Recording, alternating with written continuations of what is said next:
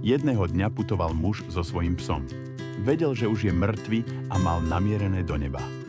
V tom momente sa pred ním zjavila nádherná zlatá brána a vedľa nej stál a usmieval sa fúzatý starý pán v bielom oblečení. Dobrý deň, mladý muž, hovorí starec pri bráne. Nech sa páči, poďte ďalej. Ale počkať, pane, len bez psa. Tí sem samozrejme nemôžu.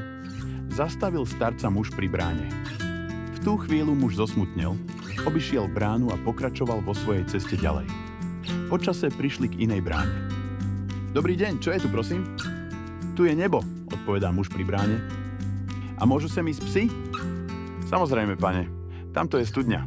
Pokojne mu napustíte do misky vodu a cíťte sa tu ako doma. Viete, my sme pred chvíľou išli okolo takej istej brány a kto si nám povedal, že nebo je tam u nich?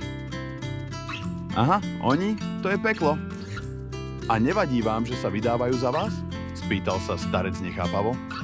Muž pri bráne sa iba pousmiel a odpovedal: Vôbec nie. Oni nám odoberajú tých, čo sú schopní nechať svojho psa vonku. Priateľ je ten, ktorý pozná melódiu tvojho srdca a predspieva ti ju vtedy, keď ju zabudneš. Albert Einstein.